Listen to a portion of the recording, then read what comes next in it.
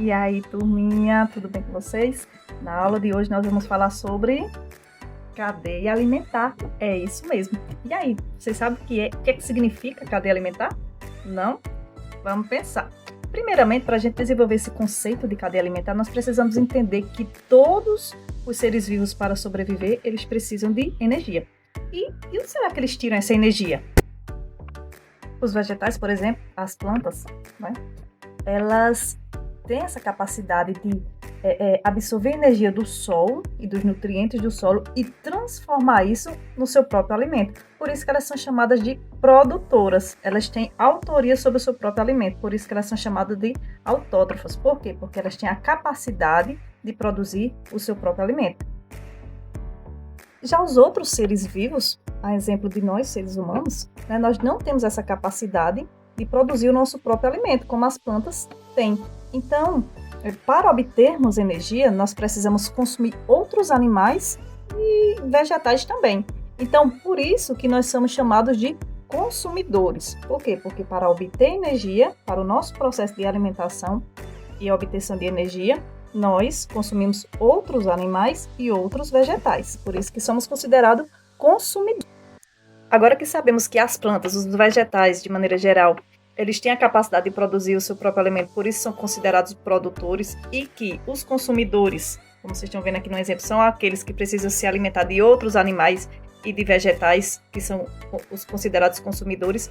Os produtores, eles, na cadeia alimentar, eles estão no primeiro nível trófico, e os consumidores estão no segundo nível trófico. Então, na cadeia alimentar temos primeiro nível trófico e segundo nível trófico.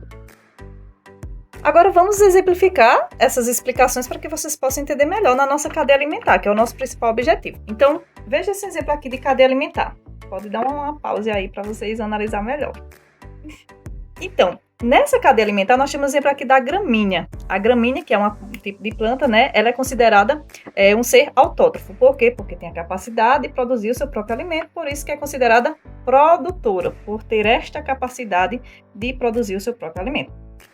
Aqui nós temos o gafanhoto, o sapo e a serpente, que são exemplos de consumidores. Por que consumidores? Porque eles precisam se alimentar, nesse caso de vegetais, para poder obter energia, para poder obter a sua própria alimentação. Então, nessa cadeia alimentar, funciona da seguinte forma. A gramínea serve de alimento para o gafanhoto serve de alimento para o sapo, e o sapo serve de alimento para a serpente. Então, aqui nesse caso, nós temos os dois níveis tróficos. O primeiro nível trófico, que é dos produtores, e o segundo nível trófico, que é dos consumidores. Mas aí vem a pergunta, nessa cadeia alimentar, quando um desses seres vivos morre na natureza, o que acontece com eles?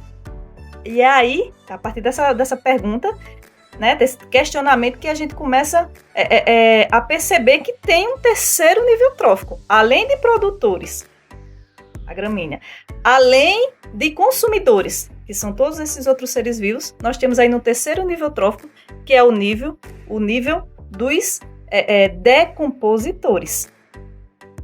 Os decompositores, por sua vez, têm um papel fundamental na cadeia alimentar. Por quê? Porque eles são responsáveis por decompor toda a matéria morta.